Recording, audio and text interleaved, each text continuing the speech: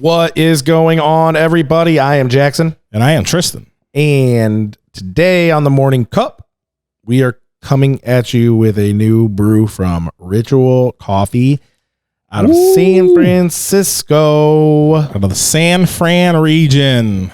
All right. This is going to be the Evan Moreno from Santa Barbara, Honduras. Santa Barbara, Honduras. Yep. According to their label here, it is a drip coffee.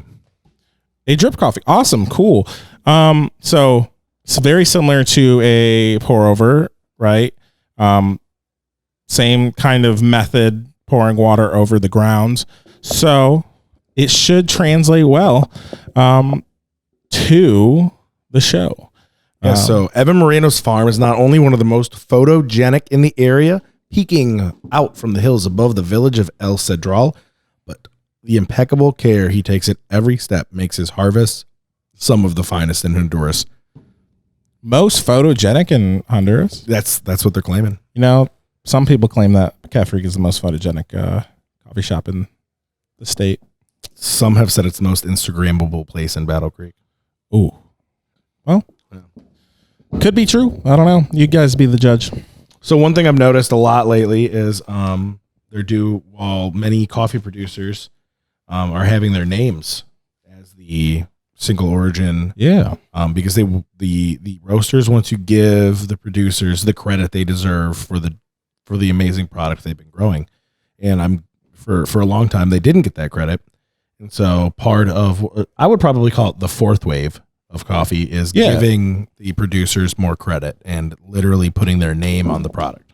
Yeah, relationship building and roasting. That's I believe what they call the fourth wave for sure. And as you guys know, third wave was when people really started caring about where it came from, what it looked like as a relationship between the farmer and producer and roaster, and yeah, all of the chains of the what is that called? Whatever, the chain of command. Nope, not the chain of custody.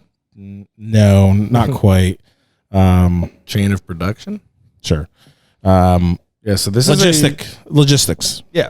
Logistics chain. There we go. Supply chain. There we go. There it is, folks. So this is a Pacas variety from the spring 2021 harvest season. It's fully washed. Spring 2021. So this was grown almost 9 months ago. Yeah, I guess. I mean, it depends on when in the spring. You know, May is spring, so 6 to 9 months ago. Okay, I'm gonna pour some of this out. Or do you want to do dry sniffs first? Let's do some dry sniffs. Okay. So I know the flavor notes, the tasting notes, the aroma notes. Tristan does not. So that's what we're doing today. Yeah. So Jack did all of the research.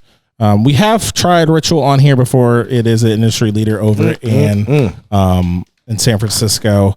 I will say, if my memory is to prove me right, I think I did this with Josh, not you, and I'm pretty sure it didn't live up to the expectation I had. So here's their second go around. Their branding is awesome. Their mission statement is awesome. I think, because I remember last time it was an espresso. That's what it was. It was an espresso blend that they had, and it just didn't match up very well. So I did almost see the notes, but I quickly covered it up because I forgot that I was holding the bag that had all the answers on it. So a little bit about Ritual Coffee. This is right from their website on the About Us section. Of course, coffee is our thing. We set the highest standard for quality and sustainable sourcing in the industry. But despite our mad scientist pursuit of the perfect cup, we are determined to demystify the entire coffee experience. Nice. The bag says this bag is made up to protect our coffee and the kind to the plant too. Oh, is kind to the plant. Sorry, I need a new prescription. I can't read that far. Yeah. So Eileen Rinaldi is the founder of Ritual Coffee. Eileen once had a shot of espresso that changed her life. She was at a cafe called Vivance in Seattle, and she knew right then what she must do. Open a shop, dedicated solely to coffee in her favorite city. She founded Ritual in 2005.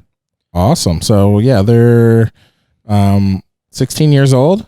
Like I said, they're industry leaders. They're really doing a lot of great things. And you know, that story kind of resonates with me. I think espresso, when you get a true dialed in espresso, or when you taste the same coffee but not dialed in and then dial it in, it really does kind of change your life. It is amazing to like get your first well dialed in, well calibrated shot of espresso, because until you do, most of the time you just have this description of a bitter coffee beverage in your mouth, right? Like it's pungent, it's very, very bitter.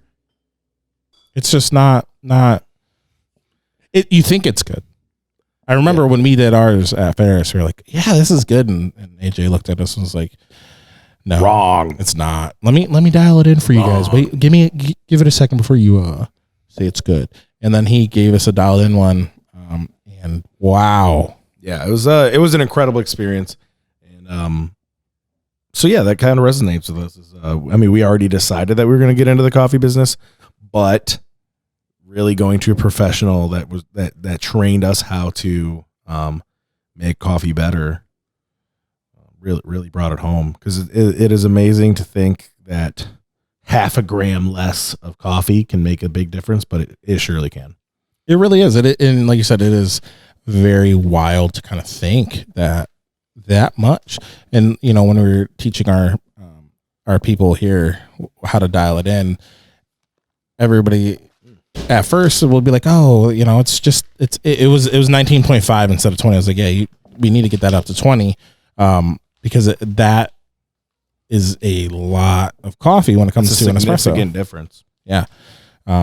So dry sniffs. I haven't gotten any wet sniffs. Did you get any wet sniffs? No, I didn't. But what did you get from the dry sniffs? Dry sniffs. It's pretty good, pretty rich. I think this is clear cut dry 8 out of 10. 8 out of 10 on the dry sniffs right from the jump. I like it. Right from the jump. I mean, I don't want to mess around and try to sit here and debate something that's obvious. It's not a 6. It's an 8. It may not be a 9, but it's an 8. It's better than a 7, that's for sure. So 8 straight up. What kind of aromas did you get out of that? You know, let me go back to that.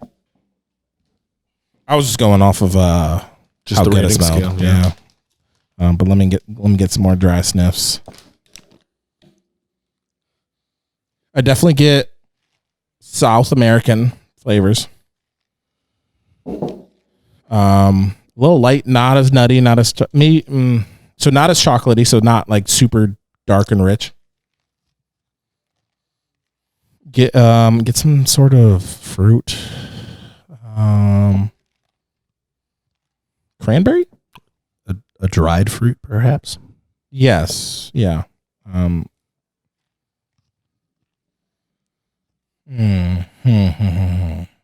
Dried fruit, definitely. Yeah, I'm gonna go with a dried cranberry, TBH. Okay, dried cranberry. That's what he's putting down. That's what I'm putting down. We'll see how good of a connoisseur I am. I'm still learning. Don't judge me. I'm still learning, but that's kind of the aromas. I'm getting in a very low nutty, maybe some molasses on the smell. Okay. Which is darker, but it's a dark sugar. Yeah, so maybe a pecan, and yeah, let's go cranberry. So cranberry, pecan, and molasses. That's the nose that I'm getting. Of course, once again, I have not seen any of the notes. So I'm gonna put down dried cranberry. Okay. Pecan, yeah. Nice pecan pie. molasses. Ooh. So molasses and pecan. Isn't that what you're saying? Yeah, that's what I'm saying. And that was it, right? Yeah, I believe that was it. Okay. Give it a wet sniff. Wet sniff. All right. Spilled a little bit. Sorry about that. When you said wet sniff, did you mean sip? I didn't, but then I wanted to drink it, so I did. Let's just go into the drinking. Let's do it. I was a little thirsty, parched mouth.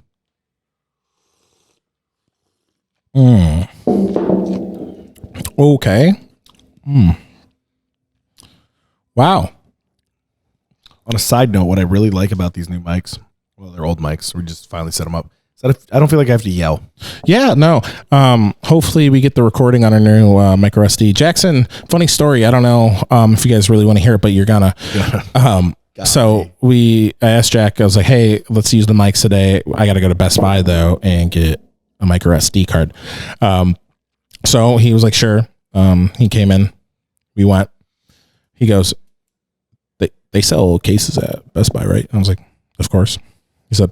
I was like, but you can also buy it on Apple and they'll send it right to you. He goes, yeah, but I already dropped my phone and I'm really nervous. Yeah, I've been case free for a week since my last one has been broken, and then I finally destroyed it.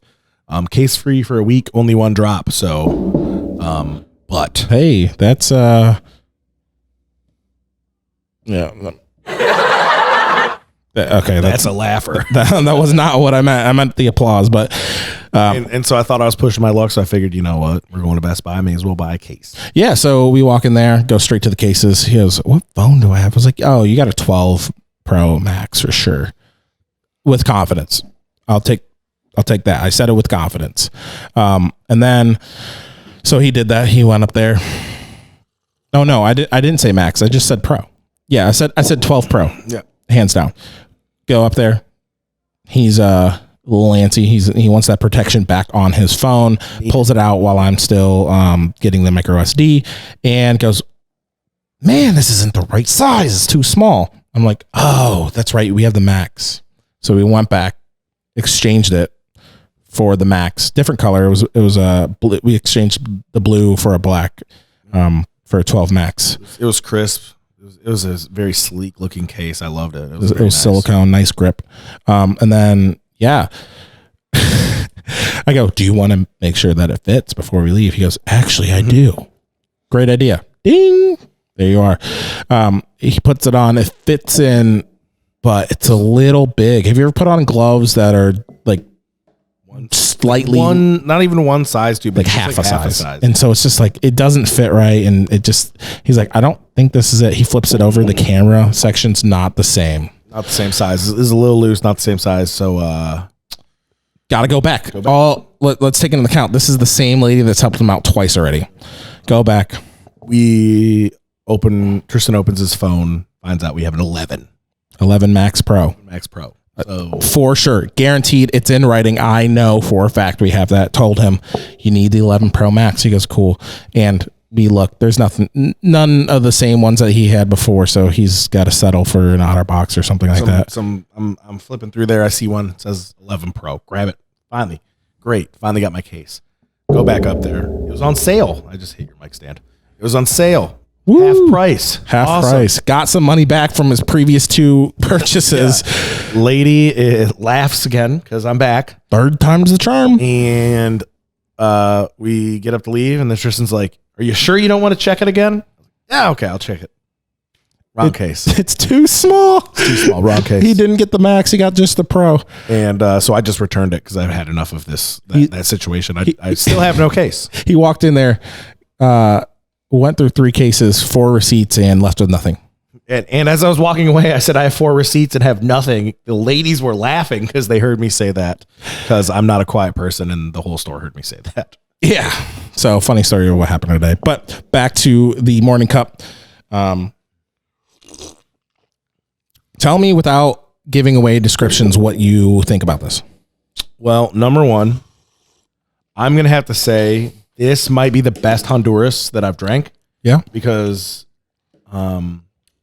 this has a little bit more flavor than what I would say most Honduras have. This is not what I would call a stereotypical Central American, South American coffee. Yeah, this is I'm not getting any chocolate at all. I don't get any chocolate, which is a staple of that region.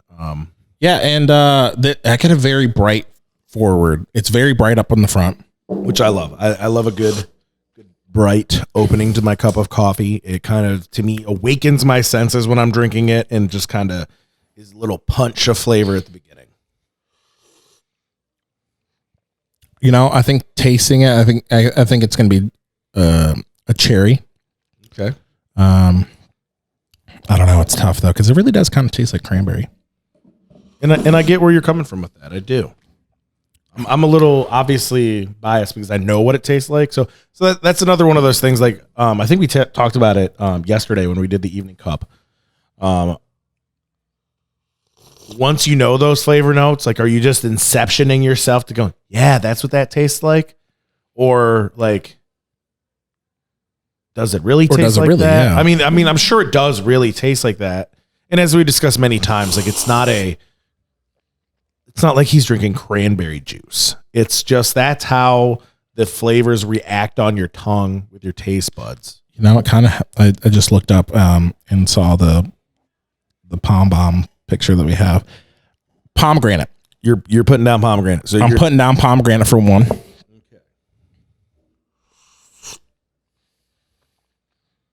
Pomegranate, your first flavor. My first flavor. So the sweet. There are, just so you know, 3 flavor notes. Listed flavor notes. Awesome. Cool. Yeah, so I'm going to go with pomegranate. I guarantee that's not right, but that's what I'm tasting. I'm tasting a very sour, kind of tart. Yes. Is that what you're tasting? Very tart. That's why. That's why it was between that or cherry, but I didn't think it had the sweetness that the cherry had. Or I can see where you're going with that. Maybe it'd be like a black cherry. Yes. The sweet side of it though. Yeah, so I think it would be, I am getting some floral. The ending's pretty floral. I'm gonna go with jasmine. Jasmine. You love a good jasmine. Yeah, I'm gonna be honest, it's probably because I need to expand my palate. Anything that tastes floral, I'll just default to jasmine. I think anything from my experience of what you've been describing as jasmine is anything that's floral and a little bit sweet, but not overly, a little bit sweet and savory. Yeah. Kind of go that way, which I completely get, because that's the, when you get that profile, that's the first thing that pops into your head with that is the jasmine. Yeah. So your aroma was dried cranberry, pecan, and molasses. Yeah. I'm not really getting much of those, but the aroma and the taste are different, I think, in my opinion.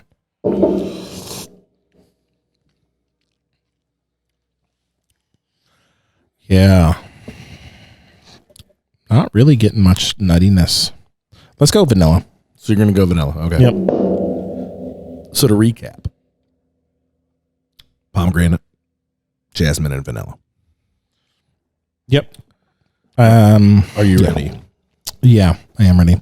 I'm one of the things I'm going to say, I took some of Jack's context clues. He said dried fruit earlier, and I'm assuming there's a dried fruit on there. Yes. Yeah.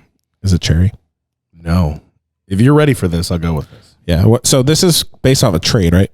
No, this is from them. I found it on their website. It's just out of stock currently, so it wasn't on the list. Okay, gotcha. So the bag says dried fruit. Yeah, okay. Just straight dried fruit. Dried fruit. I'll take it. Toasted nuts. Pecans. And sugar cane. Molasses. Which is the kind of the molassy flavor. So let's go. So on here, instead of dried fruit, they have fruit cake, which I get in the dry sniffs off the jump. Like that bittery, gross fruit is, but like multiple fruits. Yes. Yeah, which is why it says dried fruit and fruitcake. So your aroma was damn near dead on. Okay. I mean, close. I mean, pecan, which is a toasted. It's a toasted nut. Molasses and sugar cane. Probably not as dark. Like I said, I was like, I'm not getting much darkness, and then I went dark, and I was like, there's you could also be getting some of that toasted nut flavor and putting that onto the to the molasses. I would say pecan has a good. And then there was fruit. Yeah. Hey, look at that. I will say that's what I got on the aroma. The taste, though, I think more of a cherry pomegranate, like tartness. It really, that's how my, like, the way my mouth feels right now is like if I drank pomegranate juice.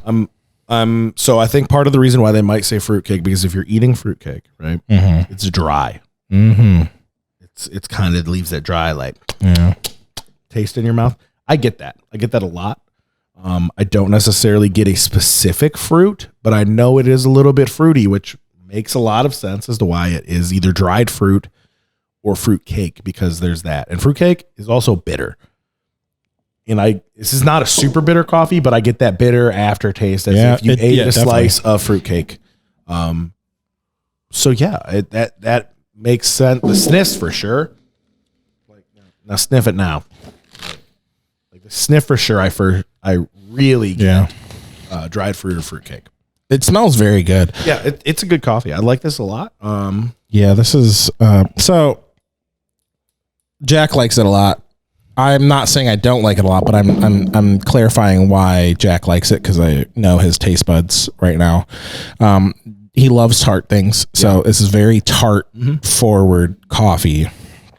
It does have a little bit. It does have some complexity.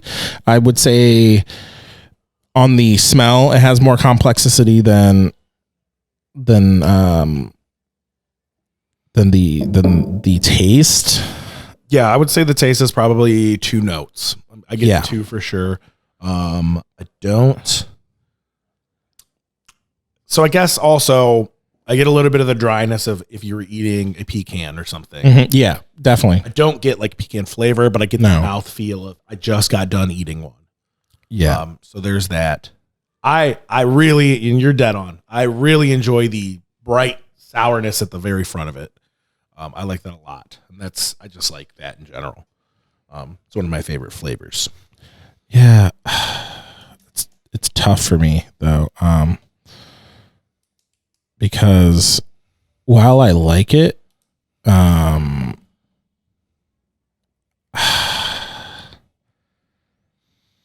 it's tough because, okay, so if we're going through this, I do like the tartness, but I don't like it that much where I'm like, it's actually been kind of hard for me to finish this.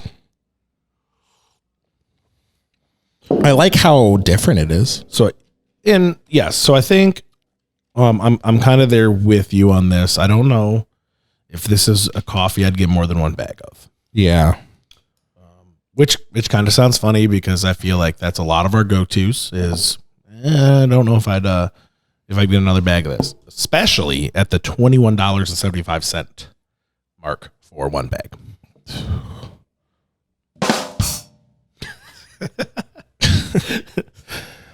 Oh, wow. 12 ounces for $21.75.